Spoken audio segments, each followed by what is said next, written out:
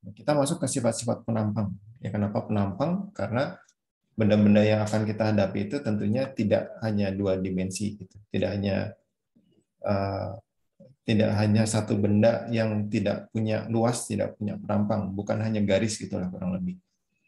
Kalau sebelumnya kan kita masih menganalisis segala sesuatunya itu paling ada garis dan ada tumpuan kan gitu. Jadi sekarang kita masuk ke penampang. Sebelum masuk lebih jauh, kita akan ini tentunya di LMS itu sudah pernah kita upload ya, ini penjelasan dari Pak Fauzan. Mungkin ada yang sudah pernah lihat, mungkin juga belum, tapi kurang lebih sama lah dengan yang akan kita bahas hari ini untuk penjelasannya. Mungkin ada sedikit perbedaan di slide. Tapi buat yang mungkin lupa-lupa gitu ya, untuk yang sudah kita bahas hari ini bisa nanti visit videonya. Jelas saya kira. Nah, sebelum kita masuk lebih jauh ke menganalisis bahan yang sesungguhnya, ini kita perlu mengetahui dulu sifat-sifat penampang. Jadi hari ini kita akan masuk ke sifat-sifat penampang. Ya. Nah, yang pertama ada luas. Luas ini biasanya luas itu kalau kita gambarkan dalam satu sumbu X, Y gitu ya. Kalau kita bicarakan dua dimensi ya, kita bicara dua dimensi. Di sumbu X, Y, luas itu kan sebetulnya adalah ini yang dibatasi oleh dua garis ya. Misalkan garis yang pertama kurva sumbunya, garis yang keduanya adalah garis pertama adalah kurvanya, garis keduanya adalah sumbu. Contohnya di sini, ini ada kurva, kemudian ini ada sumbu. Maka luas yang dicari itu adalah yang berada di bawah atau di antara dua sumbu ini. Dua garis ini. Dan itu akan dibatasi. Kita menghitung luasnya dari batasan mana sampai mana. Di sini case-nya adalah X-2 sampai X3. Nah, penulisan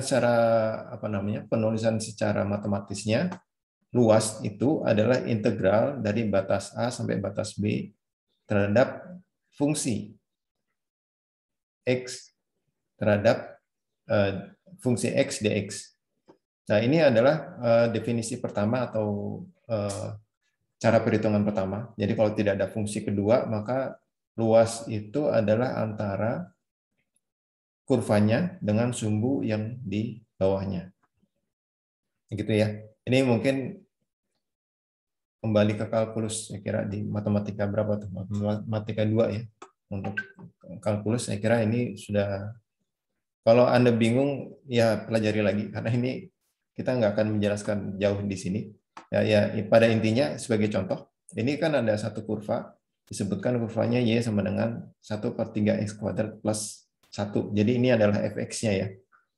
Fx, fungsi x adalah Y sama dengan 1/3 dikalikan x kuadrat plus 1. Kemudian yang diminta di sini adalah tentukan luas daerah yang berada di antara sumbu X, kemudian garis X sama dengan -2 ini, dan garis X sama dengan 3. Karena itu integralnya nanti menjadi A sama dengan integral dari -2 sampai 3, kemudian fungsinya kita masukkan dx. Kita bisa langsung hitung, dan kita peroleh hasilnya. Ya, ini contoh yang, bukan contoh, ini definisi yang cara perhitungan yang pertama. Selanjutnya, jadi ini adalah, mungkin kita baca lagi sedikit ya. Di sini adalah apabila fungsi f itu kontinu dan tidak negatif pada selang tertutup A dan B. Jadi selang tertutup A dan B, fungsinya itu kontinu dan tidak negatif. Artinya garisnya bersambung, nilainya selalu positif. Maka kita hitung dengan cara seperti ini. Ya, gitu. Nah, kita lanjutkan. Kalau case-nya berbeda, ini sebetulnya fungsinya kontinu. Tapi ternyata di selang yang kita ukur atau kita akan hitung itu ada nilai negatifnya. Jadi ini contoh ya, untuk fungsi yang ya seperti ini, tentukan luas yang dibatasi kurva Y sama dengan X pangkat 3 dikurangi 3X pangkat 2 dikurangi X tambah 3 dengan ruas sumbu X. Jadi ini kurvanya dengan luas sumbu X. Berarti antara kurva dengan sumbu X ya. Kemudian di antara X sama dengan minus 1 dan X sama dengan dan X sama dengan 2 di sini. Minus 1, 2. Sekarang kita lihat gambarnya, ini positif. Tapi di sini ada negatif. Ini positif, ini negatif. Nah, kan yang mau kita hitung kan sebetulnya antara kurva yang di ini ya, kurva yang di sini dengan X. Kemudian kurva yang di sini dengan X. Nah, bagaimana? Karena kalau ini kan kita nggak bisa integralkan jadi satu. Ini solusinya adalah nanti kita bagi dulu. Jadi kalau persamaan tadi kita buka menjadi akar-akarnya, ini kita akan dapatkan akar seperti ini, X plus 1, X minus 1, X minus 3. Ini artinya tempat-tempat di mana X sama dengan 0. Nah, kurva ini akan memotong sumbu X di minus 1, 1, dan 3. Ini jadi kita sebetulnya ini membuat kurva ini saja. Nah, untuk menghitungnya, ini kita harus bagi 2. Ya. Jadi karena range-nya itu adalah minus 1 sampai 2, jadi X sama dengan minus 1 sampai 2, tapi di sini ada yang negatif, maka kita potong nih. Jadi minus 1 dulu, kemudian kita sampai 1 yang positif, diselesaikan dulu. Ya. Jadi kita integralkan minus 1 sampai 1. Nah, kemudian plus, ya, plus. Karena ini negatif, kalau kita integralkan kan ini negatif, tapi kan kita kalau menghitung luas harus positif ya. Karena itu di sini kita tambahkan tanda negatif ya. Tanda negatif sehingga ini untuk kita batasi untuk 1 sampai 2. Jadi minus 1 sampai 1 diintegralkan, kemudian diintegralkan lagi, diminus integralkan lagi dengan batas 1 sampai 2 yang di sini. Sehingga ini kita akan dapat dua-duanya positif dan dijumlahkan, kita dapat seluruh luas baik yang di sini maupun di sini telah dijumlahkan. Ya, seperti itu. Nah, kita lanjut ke yang lebih kompleks. Kalau ini batasnya hanya terhadap sumbu. Sekarang bagaimana kalau batasannya adalah kurva? Jadi kurva dibatasi kurva. Kita menghitung luas area di antara dua kurva, yang dibatasi dua kurva. Nah, bila F dan G kontinu pada A dan B, dan jika ini bukan 9 ini G ya sebetulnya, Gx lebih kecil atau sama dengan Fx untuk range rentang A, X, A kurang dari X, kurang dari sama dengan X, kurang dari sama dengan B, maka luas daerah yang dibatasi kurva adalah Y sama dengan luas yang dibatasi kurva Y sama dengan Fx dan Y sama dengan Gx, dan garis X sama dengan A dan X sama dengan B, karena ini adalah batasnya yang diminta. Kemudian kurvanya adalah kurva Gx yang lebih kecil dari Fx, dan kemudian kita harus menghitung luas kurva di antaranya, maka persamaannya jadi begini. Integral pada batas A dan B dikalikan selisih dari Fx dan Gx. Jadi karena Gx-nya lebih kecil pada range tersebut, maka ini di posisinya di bawah, Fx kurangi Gx. Ya.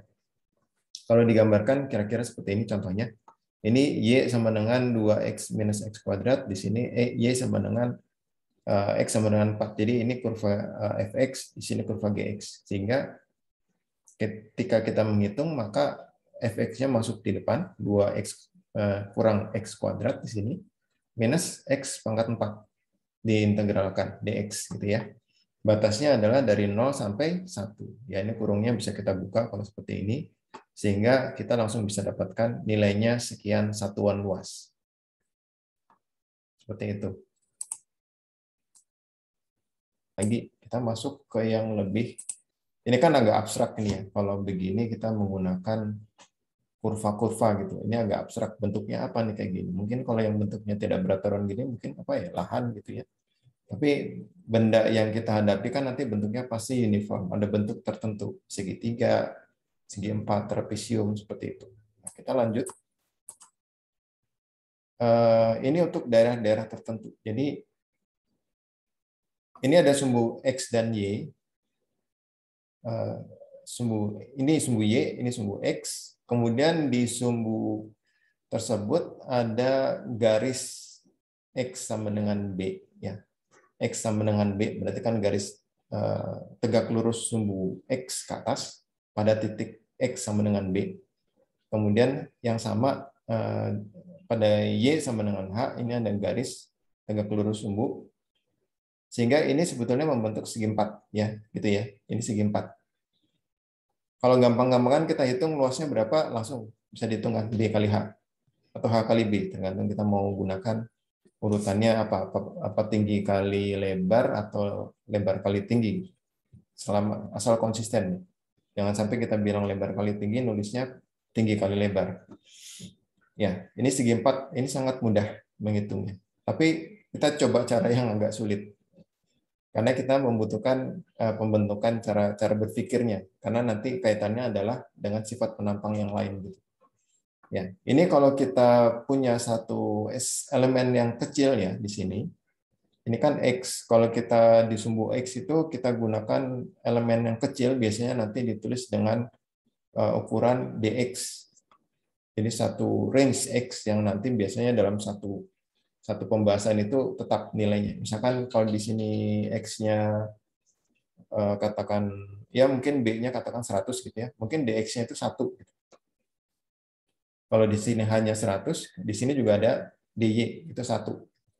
Jadi kalau misalkan dx sama dengan 1, dy sama dengan 1, maka di sini luasnya nanti satu satuan luas kan gitu. Nah, tapi kita tidak gunakan angka itu, kita lihat dia sebagai dx dan dy. Jadi kalau di sini ada elemen kecil yang bentuknya kotak, maka kita akan bisa menghitung luasnya itu sebagai dx dikalikan dy. Jadi kalau ini adalah A, elemen kecil ini adalah dA. Ya, ini segi 4 ini adalah A luasnya. Luas elemen kecil ini adalah dA. dA ini. Sekali lagi ya, ini luas, ini segi 4, luasnya adalah A. Nah, di salah satu sudut ini kita buat satu elemen kecil. Nanti elemen kecil itu juga ada di mana-mana, di seluruh bagian. Elemen kecil itu luasnya adalah dA. Ya. Nah, dA itu dihitung dengan dx dikalikan dy. Ya, begitu. Kemudian ketika kita mau menghitung A-nya, maka yang dilakukan sama seperti waktu kita melakukan integral di contoh di cara yang nomor 1 sampai 3 sebelumnya. Kita integralkan. Yang diintegralkan apa? dA tentunya. Jadi A sama dengan integral dari dA. Integral dari dA itu apa? Karena dA itu adalah dx dikalikan dy, maka integralnya dari dA adalah integral dari dx dan integral dari dy. Batasnya mana? Untuk dx itu batasnya kita lihat di sini. Sedangkan tadi x sama dengan b ya. Di sini 0. Berarti batasnya dari 0 sampai b. 0 sampai b. Untuk y, batasnya adalah 0 sampai h. Ini kan sisinya kan h. Ini 0, ini h di sini.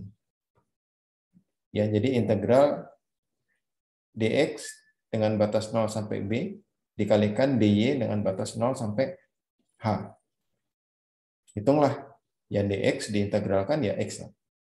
Y diintegralkan y. Kemudian nilai h batasnya dimasukkan, ya kita dapat b dikalikan h. Gitu ya.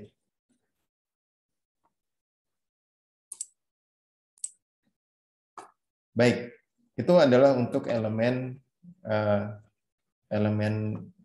dA ya. Nah, tapi kita juga bisa menggunakan elemen itu tidak seperti kotak-kotak kecil seperti ini, tapi strip. Nah, kalau strip itu artinya nanti kita hanya menggunakan salah satu saja. Apakah dx atau dy. Nah, ini contohnya adalah dx. Kita gunakan elemen itu adalah di sini, strip. Strip ini lebarnya dx, tingginya tentunya sudah jelas, h ya. Karena di sini apa namanya tingginya memang sudah ditentukan H. Beda di sini, kalau di sini kan tinggi dari elemen tersebut masih dy. Di sini sudah diketahui H. Jadi nanti elemen itu akan bergerak dari kiri ke kanan dx, dx, dx, dx gitu. Ya. Sehingga dA di sini adalah sama dengan H dikalikan dx. Kalau yang di atas kan dy. Bentuknya kotak. Kalau di sini bentuknya strip, H-nya sudah ketahuan. Jadi H dikalikan dx. Nah, selanjutnya untuk menghitung luas kita integralkan. Karena H ini konstan, kita keluarkan dari integral. Tinggal yang variabel itu adalah dx. Batas dari dx adalah sama seperti di atas 0 sampai b. Ya, sehingga ini sama dengan H dikalikan x. Integral dari dx kan x pada batas 0 sampai b. Nah, langsung dapat H dikalikan B. Nah, ini kenapa berubah? Karena kita penulisan notasi di persamaannya ini, H-nya harus dikeluarkan, jadi dia posisinya menjadi di depan. Ya, ini. Walaupun sama ya, intinya sama. Ini BH, ini HB. Ya, ya seperti itulah, intinya sama.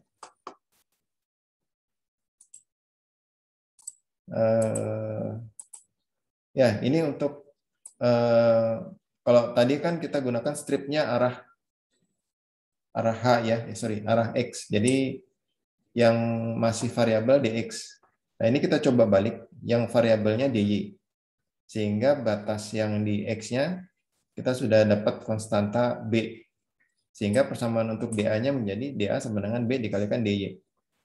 Nah, kemudian kita integralkan A sama dengan 0 sampai H ya, dari dA sama dengan b dikalikan integral dari dy pada batasan 0 dan H, akhirnya juga diperoleh BH. Ini saya kira ini ya, mudah ya sampai di sini. Oke, saya kira ini kita lanjutkan. Nah, ini sebetulnya belum terlalu sulit sih, cuma ini kita sediakan buat Anda melatih ya. Berlatih. Ini yang tadi saya sampaikan nih. Kalau kita bicara kotak rektanguler bentuknya persegi, ngitungnya gampang, mau di arah H, mau di arah X. Kalau di sini mau di arah H, mau di arah X, sama-sama mikir dulu nih. Karena di sini ini ya mungkin kalau kita gunakan strip ini misalkan ya, strip ini kan tingginya juga berubah. DH-nya sih, DH-nya juga berubah, tapi tingginya ini juga kan dia berubah kan. Tinggi apa namanya, nilai B-nya kan berubah. Ya. Jadi bagaimana tuh mendapatkan ini?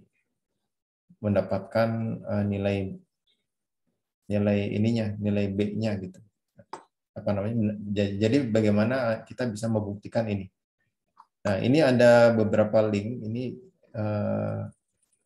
nanti coba dicek ya. Ini kalau nggak salah bisa diklik dari bahan PDF yang diupload di LMS. Ini kalau nggak salah pembuktian untuk dua-duanya nih. Yang atas untuk ini, yang bawah untuk yang ini. Jadi ada dua yang Anda coba harus latihan untuk dibuktikan. Yang pertama adalah ini boleh arah X, boleh strip arah X, boleh strip arah Y, tapi di contoh ini ya. Anda hitung gunakan dari salah satu. Kemudian yang kedua adalah kalau ini segitiga, ini seperempat lingkaran. Ini bentuknya kurang sistematis, kurang simetris. Tapi ini seperempat lingkaran. Jadi kalau kita teruskan di 4 kuadran, dia jadi lingkaran gitu. Jadi ini sisi ini, H ini sama dengan B, sama dengan R. R ini sama dengan B, sama dengan H. Gitu. Ya, ininya keywords-nya itu, ya untuk yang ini. Nah, ini coba Anda Anda kerjakan untuk ya tugas atau latihan, tapi sekaligus sebagai tugas ya. Silakan, ini kelihatannya sudah ada contoh juga untuk bisa diikuti. Kita lanjut ya. Nah, itu tadi adalah luas. Ya, sebentar. Ini adalah titik, kita masuk ke titik berat bidang dan garis. Nah, ini mulai konsepnya agak mulai kompleks. Jadi mungkin kita coba agak pelan-pelan. Saya juga banyak miss sebetulnya di sini. Agak apa namanya? Pernah sempat agak kesulitan juga dalam mulai bagian yang ini gitu ya. Nah, jadi kita akan bicara titik berat bidang. Ya, titik berat bidang. Pertama kita bayangkan dulu, ini kita punya satu luasan yang tidak beraturan seperti ini. Kan biasanya kalau menurunkan teorema itu digunakan sesuatu yang tidak beraturan dulu biasanya ya. Jadi kita hanya tahu bahwa di sini ada satu bidang yang dibatasi satu garis. Kemudian kita tentukan satu titik berat. Ini imajiner ya. Jadi ini sebetulnya bukan titik berat sesungguhnya. Tapi kita coba misalkan kita tentukan satu titik berat atau kita tentukan satu titik itu ada di C. C ini memiliki koordinat dan ini karena bidang ini asalnya kan kita tidak tahu koordinatnya di mana. Maka kita buat satu garis sumbu X dan Y dengan titik nolnya kita tempatkan aja di satu lokasi gitu ya. Sehingga nanti semua titik yang ada di dalam bidang itu posisinya akan relatif terhadap titik pusat ininya, nol-nolnya di sini ya, seperti itu. Sehingga kalau demikian, maka misalkan kita membuat satu titik atau menentukan satu titik di C. Titik C ini akan memiliki jarak dari sumbu X sebesar Y bar. Jadi jarak ke sumbu X sebesar Y bar. Ya. Kemudian jarak ke sumbu Y sebesar X bar. Kalau kita tuliskan koordinatnya sih nanti X, Y gitu. Tapi kita bicaranya bukan dalam konteks dia posisinya di X berapa, Y berapa. Tapi jarak dari jaraknya dari satu titik itu bagaimana gitu. Ya, jadi jarak dari sumbu Y-nya adalah X, jarak dari sumbu X-nya adalah Y. Jadi kaitannya nanti karena akan menghitung momen sebetulnya. Ya, nanti ke belakang kita lihat sama-sama. Nah, ini kemudian kita teruskan pada satu elemen ini ada satu delta A ya. Delta A ini posisinya di apa namanya? XY begitu ya. Kalau ini adalah delta A, maka posisinya di XY. Nah, kita definisikan dulu di sini momen ya. Momen Y itu berarti ini ya, di sini ya. Ini momen Y. Momen Y. Ini namanya momen elementer ya, yang bawah ini. Momen luas atau apa ya? Saya lupa sebutannya, tapi ini momen ya. Karena momen maka di sini kita ada luasan, ada delta A ya, delta A, maka untuk mendapatkan momennya kita kalikan dengan lengannya. Nah, lengannya kan X. Gitu ya. Lengannya X. Ini momen di Y. Ya, momen di Y itu adalah X bar dikalikan luas A sama dengan jumlah dari setiap elemen delta A pada setiap X. Ini mudah-mudahan bisa dipahami. Sorry. Setiap X. Sebentar. Ini X pada setiap X. Berarti di sini nih ya. Iya, betul. Jadi ini dia apa namanya? Jumlah dari elemen yang ini pada X gitu. Di sini berarti. Berarti pada titik ini nih. Ini kan jaraknya X. Ya, jaraknya X. Maka momen ini dikalikan X di semua ininya, di semua titiknya gitu. Nah, kemudian definisi kedua untuk momen di X. Momen di X berarti di sini ya. Itu adalah Y ini dikalikan A. Atau sama dengan Y dikalikan atau sama dengan sigma Y dikalikan A gitu. Sigma Y dikalikan A. Bentar, ini saya kok agak bingung. Ya, sigma ini Y dikalikan A, betul ya. Ini untuk X. Jadi memang kalau kita bicara momen di X, maka kita hitung dengan jarak Y. Kalau kita menghitung momen di Y, kita hitung jarak X gitu. Ya, seperti itu. Ya, itu mungkin untuk mempercepat mengingat-ingat ya. Ketika kita mencari momen di Y, maka yang kita gunakan X. Kalau mencari di X, maka yang digunakan Y. Nah, jadi untuk momen elementer, ya, momen elementernya di sini berarti untuk momen di Y ini sama dengan X bar dikalikan A. Ini sama dengan, kan ini jumlah nih. Jumlah berarti X-nya dari X1 dikalikan delta A1 plus X2 dikalikan delta A2 plus Xn dikalikan delta apa namanya? AN gitu. Berarti di sini ya, panjang ini berarti ya. Ya, saya agak salah tadi. Berarti kan di sepanjang ini nih ininya, delta A-nya. Nah, untuk Y kebalikannya, kita gunakan Y1. Ini asumsinya delta A1, A2, dan seterusnya ini seragamnya. Atau bisa ditentukan luasnya. Kalau notasinya sama, berarti harusnya dia seragam gitu. Seperti itu. Coba. Nah, bila elemennya diperbanyak, kan tadi itu kalau kita menggunakan delta, ya delta itu berarti memang dia satu elemen kecil, kita bikin kotak-kotak gitu ya, kotak-kotak yang masih kelihatan bentuknya. Tapi kalau elemennya kita perbanyak, karena memang biasanya itu kan ini kan tatarannya konsep ya, maka elemen yang diperbanyak, A-nya makin delta A-nya makin kecil, kita ganti menjadi dA gitu.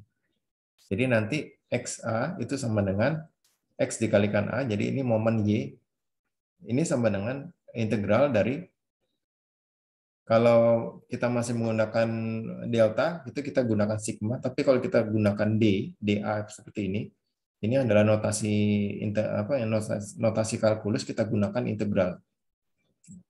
Jadi integral dari X dikalikan dA, ini sama dengan untuk mendapatkan X-nya, berarti kita sama dengan integral yang di atas ini, dibagi A, kan gitu. Ya, X dikalikan dA dibagi A. Hal yang sama juga dilakukan untuk Y. Ya. Jadi kalau ini, Y bar sama dengan integral dari dA dibagi dengan A. Seperti itu. Kita coba cek dulu di atas.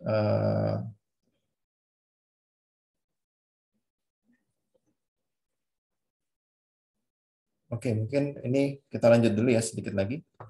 Nah, bagaimana kalau misalkan kita bukan bicara luas tapi garis.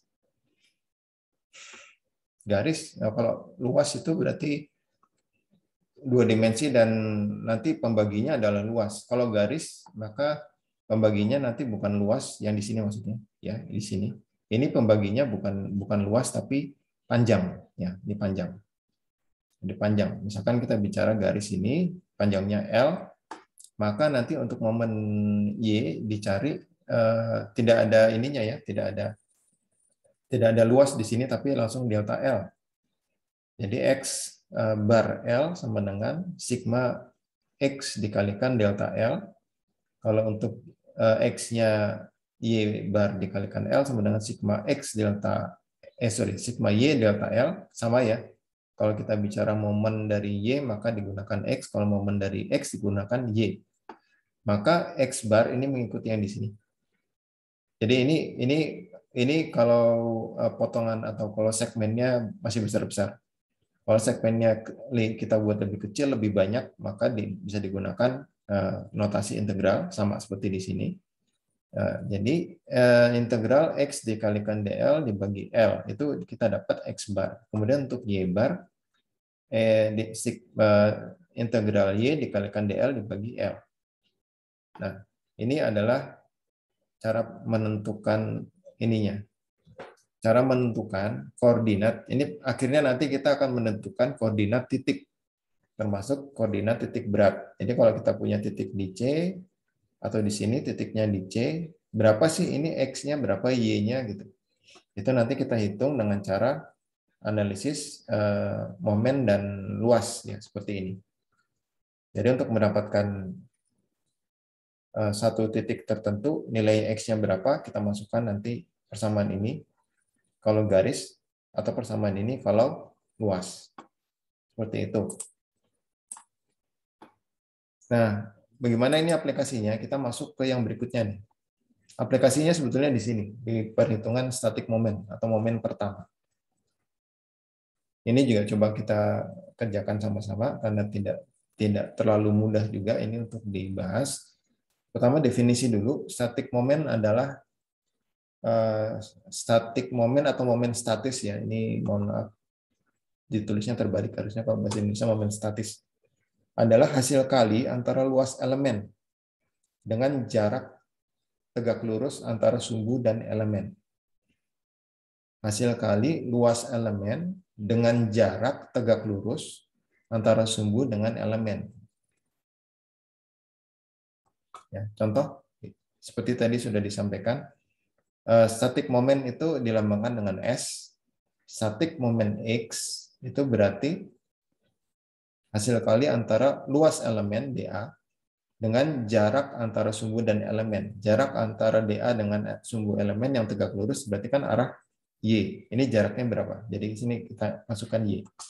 Untuk S static moment Y kita masukkan X di sini.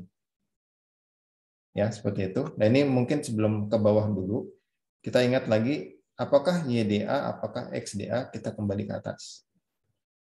Nah, ini sama ya. Ya, ini YDA, ini XDA. Nanti aplikasinya di bawah. Contoh, ini bangun yang tadi di awal, hanya kita lihat di arah stripnya ke arah sumbu Y. Ya. Berarti di sini adanya DY dan B. Kita lihat static moment untuk di sini adalah sama dengan integral dari 0 sampai H, karena di sini di DY ya, yang berubahnya DY-nya, Y dikalikan DA. Nah, DA-nya sendiri adalah DX DY sebetulnya, tapi karena DX-nya sudah konstan, nilainya B, maka tinggal DY. B-nya bisa dikeluarkan, kita tinggal mengintegralkan yang belakang. Integral dari Y dy sama dengan setengah Y kuadrat. 0 sampai H. Sehingga akhirnya kita peroleh setengah dari B dikalikan H pangkat 2. Ya.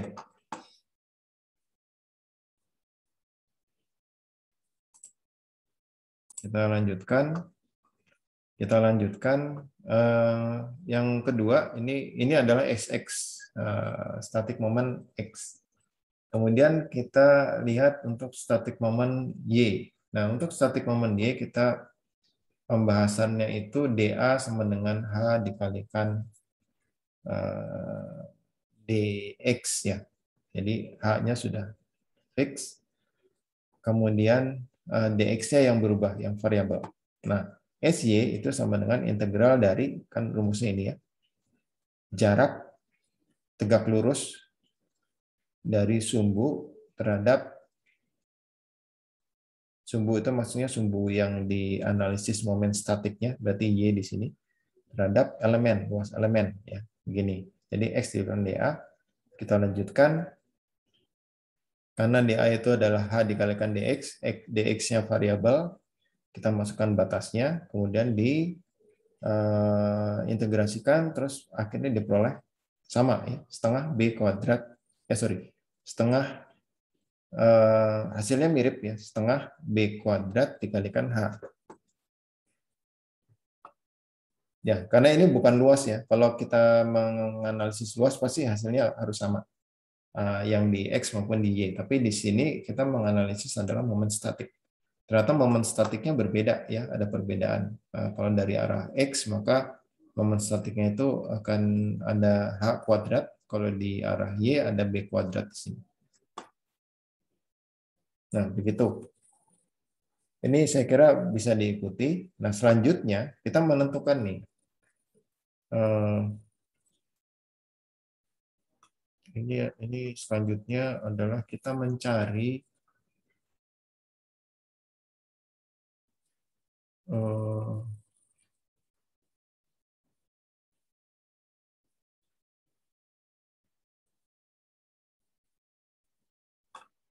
sebentar. Nah, kita lanjutkan. Ini sebetulnya kita akan menghitung X bar atau Y bar yang di sini adalah titik berat sebetulnya ya. Koordinat atau jarak titik berat terhadap sumbu di sini berarti jarak terhadap sumbu Y, jarak terhadap sumbu X, atau koordinat X dan koordinat Y yang apa namanya diberikan bar di sini. Ini berarti titik berat.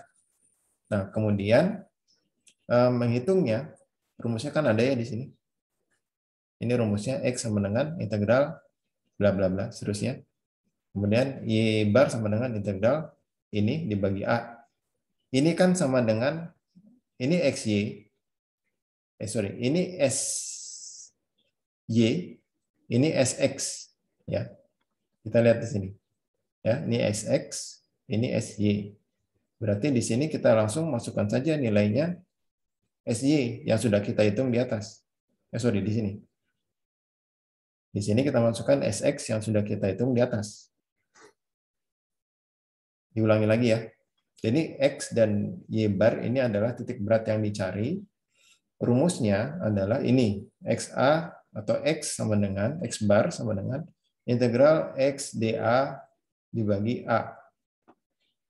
Yang di bagian atas ini adalah rumusnya atau definisinya dari SY, static moment Y.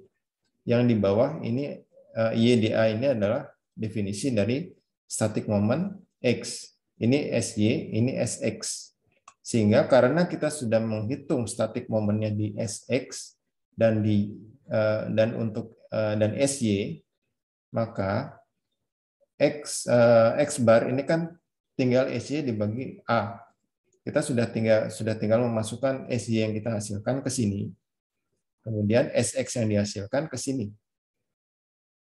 Ya, kemudian kita bisa hitung setengah kali B kuadrat H dibagi luas ini A itu kan B dikalikan H, sudah jelas ya, definitif ini.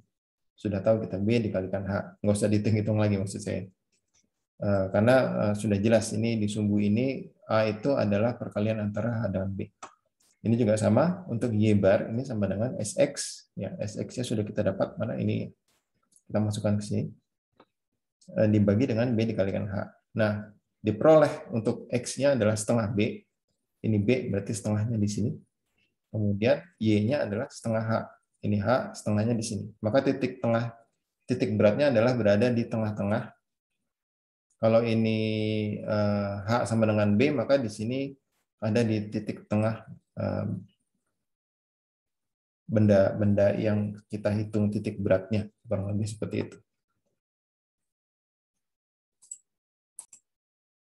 Ya, jadi ini adalah latihan. Silakan Anda coba tentukan titik berat dengan cara yang sama dengan yang di atas. Oke, kita lanjut. Contoh kedua, ini yang lebih sulit. Nah, ini saya terus terang juga masih harus meraba-raba, artinya pelan-pelan di sini.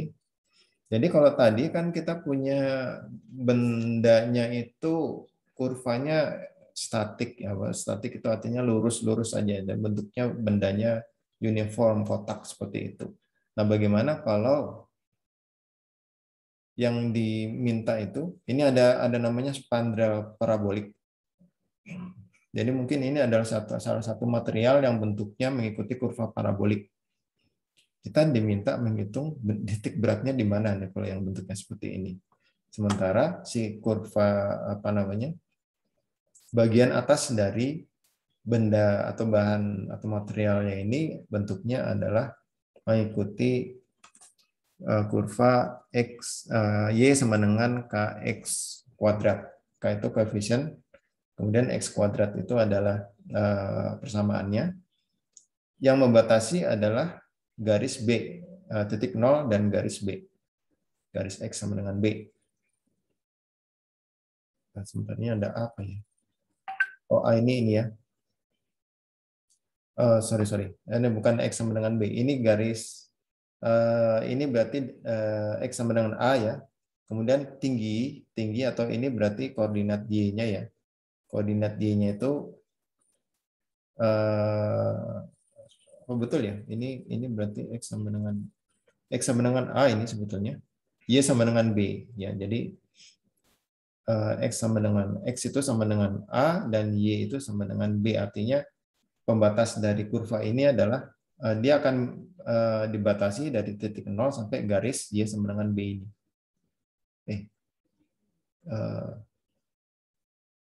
Sebentar, ini saya kok jadi agak bingung. Pokoknya garis ini ya, garis ini. Ya Anda inilah, Anda bayangkan sendiri ini permisalan dalam persamaannya saya agak bingung juga nih. Ya, jadi batasnya adalah untuk X dari 0 sampai A ya. A. Kemudian di sini sudah diketahui bahwa pada titik X sama dengan A, Y-nya itu sama dengan B gitu. Kurang lebih seperti itu. Jadi di sini disebutkan kalau X sama dengan A, Y sama dengan B. Maka B itu sama dengan sama dengan K dikalikan A kuadrat. B sama dengan kan Y ya. Ini B sama dengan K dikalikan A kuadrat. Sehingga K itu sama dengan B dibagi A kuadrat.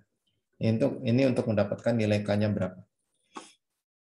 Sehingga kalau kita tuliskan ulang persamaan kurvanya menjadi Y sama dengan B dibagi A kuadrat dikalikan A kuadrat. Atau kalau kita cari X-nya, X sama dengan akar dari, ya ini dibalik aja, Y dikalikan A kuadrat dibagi B sama dengan A dibagi akar B dikalikan akar Y. Nah, ini untuk X-nya. Nah, sekarang kita hitung dulu luas. Luas ini adalah integral dari A. Integral dari A itu adalah, sebentar.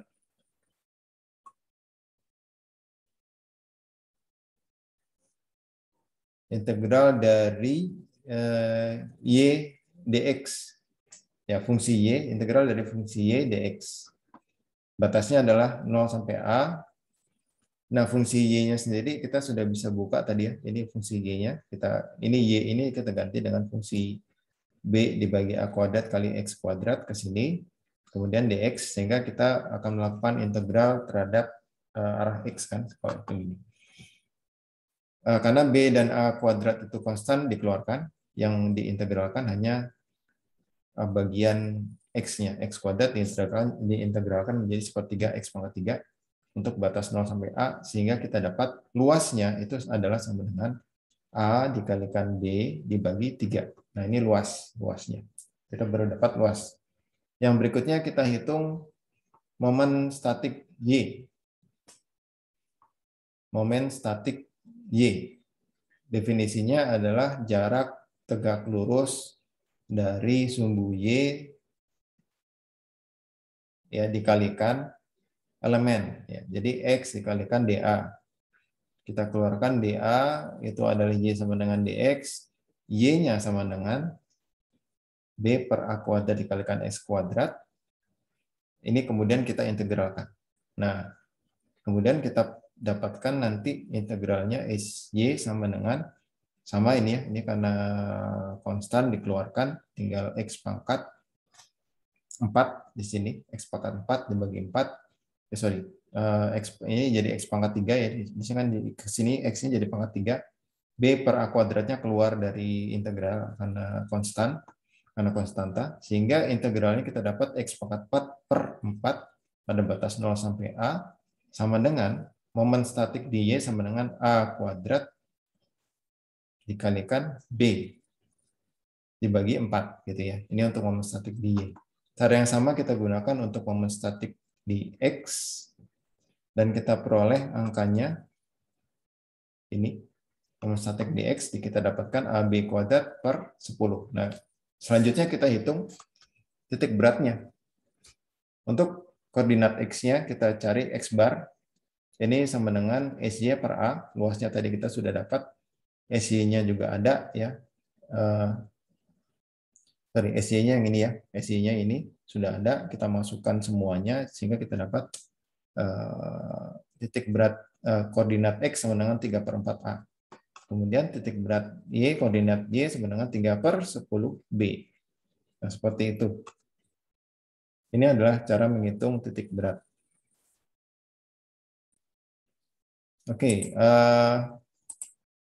mudah-mudahan, nah ini latihan, ya latihan. Yang membedakan adalah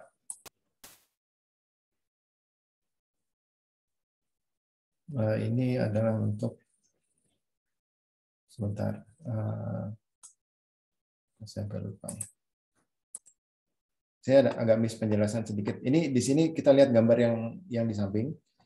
Ini kita ambil sudut pandang DX. Sudut pandang DX ya. Sudut pandang DX artinya makanya tadi ada pertanyaan DA sama dengan YDX itu karena memang kita mengambilnya arah DX. Sehingga Y-nya kita convert menjadi X seperti itu. Kelanjutannya adalah seperti yang tadi sudah dijelaskan. Yang penting kita mendefinisikan ini dulu sehingga bisa mengeluarkan yang akan diintegrasikan itu fungsinya yang mana, kemudian ininya. Jadi fungsi breakdown dari luasan itu kita tetapkan dulu. Kalau di sini berarti karena dx, maka di sini memang berarti apa namanya ini integralnya terhadap dx gitu ya, karena stripnya di dx. Kemudian kalau begini kan berarti y dikalikan dx gitu. A itu sama dengan y dikalikan dx. Nah, y-nya dikeluarkan dibuka menjadi fungsi dari x. Kemudian kita lanjutkan perhitungan. Nah, yang menjadi Anda coba untuk latihan di rumah dan sekaligus tugas, ini adalah sekarang diganti nih. Arahnya bukan kita gunakan dx, tapi gunakan dy. Gitu. Ya, jadi di sini digunakan dy bukan dx. Berarti A sama dengan X dikalikan dy gitu ya. X-nya tapi di sini bukan angka, bukan nilai tetap, bukan variabel tetap, tapi fungsi terhadap y. Ya, mungkin bocorannya seperti itu dulu. Jadi silakan nanti dicoba-coba. Saya kira contoh-contoh dari kakak kelas juga ada, saya kira ya. Mungkin bisa dicoba. Kalau ada yang bingung nanti juga boleh nanti tanya. Nanti juga boleh tanya-tanya lewat grup supaya semuanya juga aware ada pertanyaan dan mungkin sudah ada solusi gitu ya.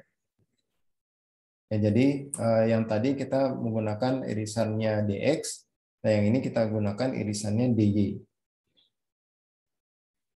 Ya, tujuannya hanya membuktikan apakah x bar dan y bar, kemudian statik momen x dan statik momen y-nya sama untuk kedua irisan atau pendekatan irisan yang kita gunakan. Saya kira seperti itu.